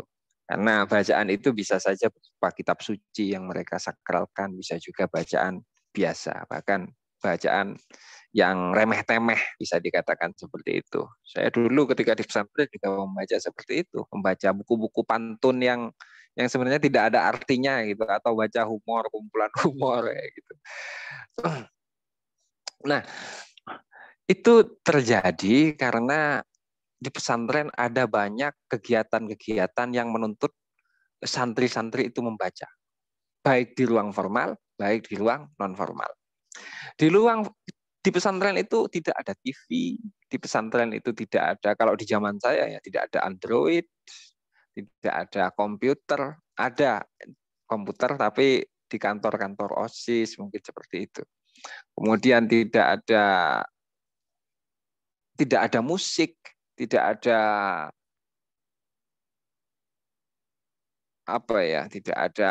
banyak kegiatan yang bisa kita pelajari. Artinya pesantren itu cukup memberikan batasan kepada santri dalam berkegiatan. Sehingga apa yang terjadi selain bacaan wajib dalam pendidikan formal di madrasah atau pengajian, ya kalau di pesantren An-Nuqoyah itu pilihannya hanya 2. Kalau mereka tidak mau bermain sepak bola terus-terusan, mereka bisa membaca terus-terusan. Jadi ada banyak ruang-ruang kosong, ruang jeda antara mereka enggak sekolah, antara mereka ngaji ke sekolah, ngaji ke sholat jamaah, ke mandi, itu ada ruang-ruang, ada waktu-waktu kegiatan-kegiatan lowong yang bisa diisi dengan membaca, dengan menulis. Biasanya pesantren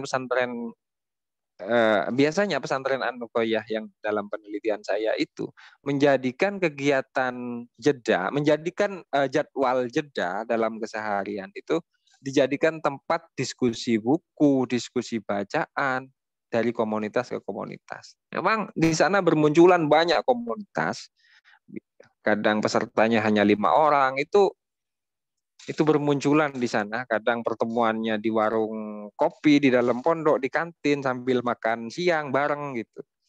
Itu bisa jadi kalau di pesantren itu seperti itu. Sehingga kebiasaan berdiskusi, kebiasaan mengisi waktu dengan latihan menulis, hal itu juga yang mendorong mereka untuk melakukan pembacaan terhadap buku-buku, terhadap apalagi kitab-kitab, itu wajib ya. Nah, untuk yang buku itu, kalau di pesantren An-Nuqoyah ada salah satu daerah, karena di pesantren An-Nuqoyah itu ada banyak daerah. Ada sebuah daerah yang mewajibkan santrinya itu meskipun tidak membaca buku, tapi wajib memegang buku. Bahkan sampai ke WC. Jadi ada santri yang memang dalam sehari tidak pernah baca buku, tapi bangun tidur harus pegang buku sampai tidur lagi. Artinya apa? Artinya meskipun mereka tidak membaca keseluruhannya, paling tidak satu paragraf sehari mereka baca. Itu. Jadi kalau tangannya yang kanan atau yang kiri itu gak ada buku, biasanya ditakzir atau dihukum gitu.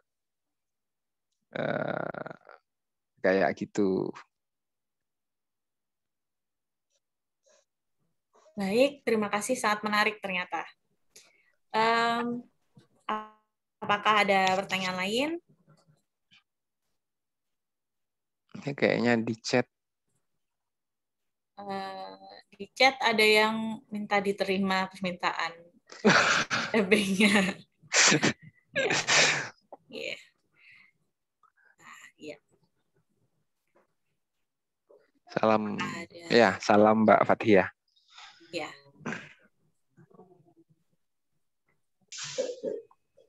Apa Mas Zulfa Fahmi ingin bertanya? Atau... Oh iya, Mas Zulfa. Assalamualaikum warahmatullahi wabarakatuh, Kang Mas Raidu. Assalamualaikum warahmatullahi wabarakatuh, Kang Zulfa. Sudah lama tidak berjumpa. Kita tidak berjumpa ya. Oke, insya Allah nanti ya beberapa bulan ke depan nanti naskah saya masuk ke Gandeng Pustaka lagi lah, seperti itu. Amin. Saya nggak mau bertanya Mbak Namira, saya cuma mau menyapa Mas Raidu saja karena sudah lama nggak ketemu begitu. Oh, nanti ya saya kepikiran 6 tahun nanti ya Mas ya. Udah lama banget tuh sejak di Kaliwungu ya Mas ya. Ya nanti insya Allah 2-3 bulan. Sekarang di mana? Sekarang saya menjadi di UIN, kalau dulu kan di UNES, sekarang di. Oh iya. Siap. Kirain sudah pindah dari Kaliwungu. Oh enggak. Ini ngomong-ngomong lagi nulis apa ini Mas? Ya puisi lah, masih sama. Oh siap. Gitu. Insya Allah tetap konsisten sama puisi. Mau nulis novel kok enggak kesampaian, ya udah puisi aja lah. Mestinya nulis novel, ini menarik kalau Mas Zulfa nulis novel. Giliran novel lah. Ya insya Allah lah. Oke, terima kasih Mas Raidu sudah mau berbagi ilmu gitu. Jadi saya banyak wawasan ya. Saya kira Mas Raidu akan menjelaskan tentang sastra pesantren ya di masa-masa kini saja, tapi ternyata ditarik jauh banget sampai sebelum zaman Islam. Saya terkagum-kagum. Itu sebuah pengetahuan baru bagi kami, khususnya nanti kami para dosen baru bahasa Indonesia di UIN Wali Songo. Terima kasih sekali lagi, terima kasih Kang Mas. Terima kasih. Sama-sama. Ya, terima kasih Mas Zulfa. Ini pertanyaan terakhir ya, mungkin ada yang mengangkat tangannya. Muhammad Arbi, dipersilakan sebagai pertanyaan pamungkas sore hari ini. Ya, selamat sore. Assalamualaikum Mbak Namira. Terima kasih atas kesempatannya. Ini cahayanya kurang bagus ya. Ini saya di kos-kosan soalnya. Ya, selamat sore Mas Raidu atau selamat sore. Ini ya. Ini perjumpaan pertama saya dengan Jengan lewat Zoom. Ya, jadi memang saya sudah melihat ataupun berteman di Facebook ya, tapi belum ada percakapan secara langsung seperti ini. Karena ini saya anggap percakapan secara langsung ya. Percakapan langsung yang paling memungkinkan saat ini. Dari penjelasan Mas Raidu tadi tentunya sangat menarik. Akan tetapi dari tadi mungkin kita melihat Mas Raidu dari sisi beliau sebagai seorang peneliti atau antropolog ya, yang sudah menghasilkan sebuah buku yang itu juara 1 se-Indonesia Raya ya Mas Raidu ya. Nah, tesis itu. Ya. Nah, itu ada rayanya Mas, jadi sungkan saya. Ya, itu kan itu jenengan sebagai seorang peneliti yang sekaligus mungkin mengalami sendiri sebagai santri di sebuah pesantren di Madura ya. Nah, akan tetapi Anda belum menampakkan sisi lain Anda sebagai seorang penyair gitu. Bahwa ada ini Mas Raidu ini kan juga menulis Mata Pangara ya, kemudian Hadroh Kiai ya kan. Nah, Mata Pangara ini kan juga membuat jenengan itu diundang di Ubud Writers Festival gitu loh. Itu kan juga diakui internasional gitu loh. bahwa dari penjelasan-penjelasan tadi kira-kira itu entah itu syair, entah itu naduman, entah itu proses Anda sebagai santri itu bagaimana toh yang mempengaruhi Anda dalam berkarya itu. Satu. Kemudian saya itu penasaran Mas Raidu, bagaimana sih semesta berpikir dalam menulis itu dari tema-tema yang beragam. Walaupun sih saya tahu misalkan puisi-puisi jenengan itu banyak berasal dari lomba-lomba misalnya, dan itu juara-juara semua itu. Nah, ya, itu pas ngekos nggak punya duit. Nah, tambahan bekal santri waktu itu ya. Nah, itu. Di buku Mata Pengarah itu kan temanya sangat beragam. Entah itu ada budaya, entah itu misalkan berbau Madura juga, sampai ke Islami juga ada Ashabul Kahfi dan lain sebagainya. Sampai pada tema-tema yang satu buku penuh itu apa ya? Saya melihat itu seperti manakib gitu.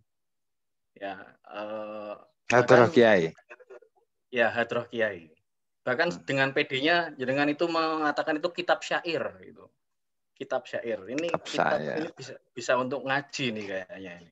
Nah, itu saya kira proses harus diterjemahin ke bahasa Arab dulu. Nah, mungkin nanti ke depannya ada versi Arab bundulnya itu Mas Raidu. Tahu iku. Iya.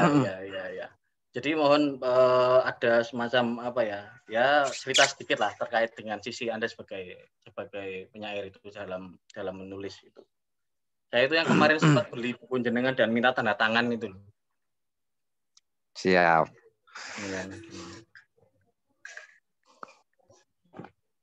Ya, terima kasih. Terima kasih Mas Tarbi. Sangat luar biasa pertemuan kali ini. Saya berjumpa dengan teman-teman yang ternyata sudah membaca buku saya gitu. Ini kehormatan bagi saya.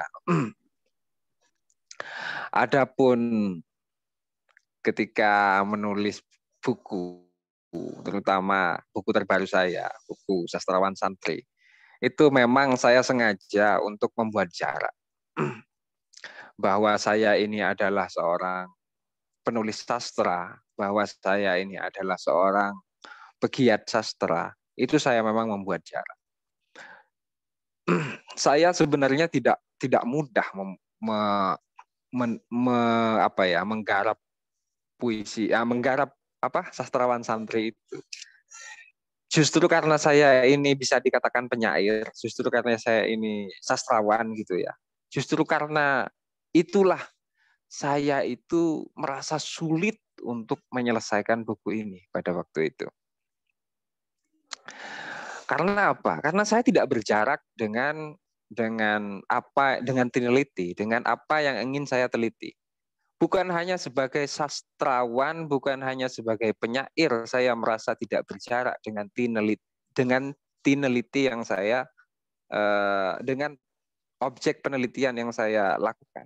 Tetapi yang kedua, saya itu juga adalah santri. Ya.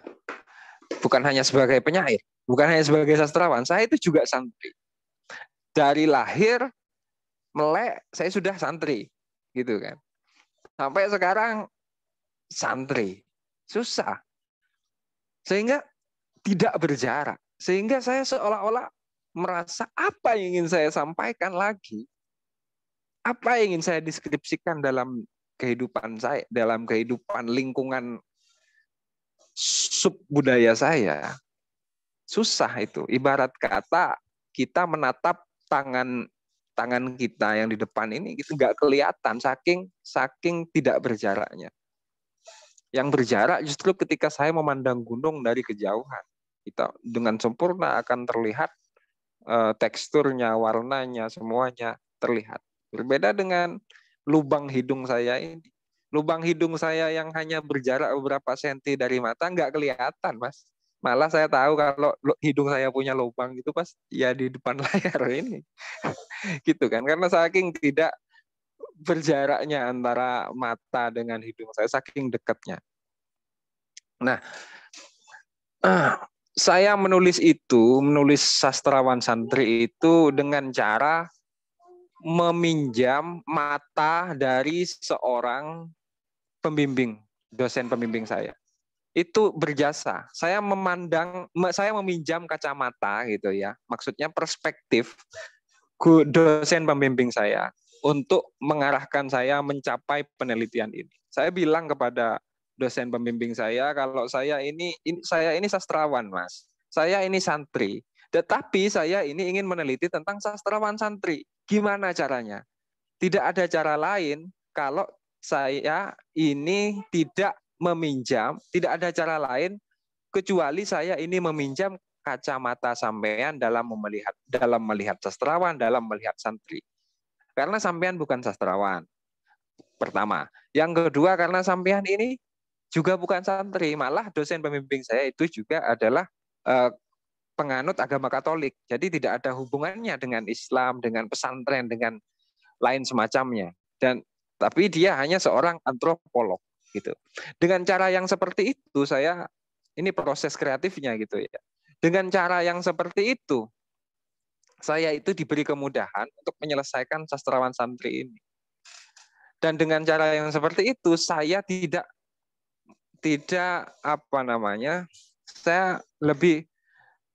saya lebih bebas untuk mengungkapkan apa saja karena saya telah menggunakan kacamata yang dipinjam dari dosen pembimbing saya.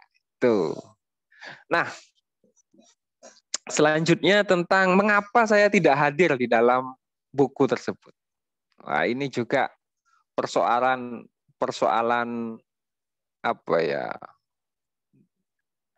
moral saya gitu ya, persoalan etis enggak ya saya berbicara dari depan, bicara tentang persoalan ini saya rasa tidak, kurang etis itu bagi saya sih.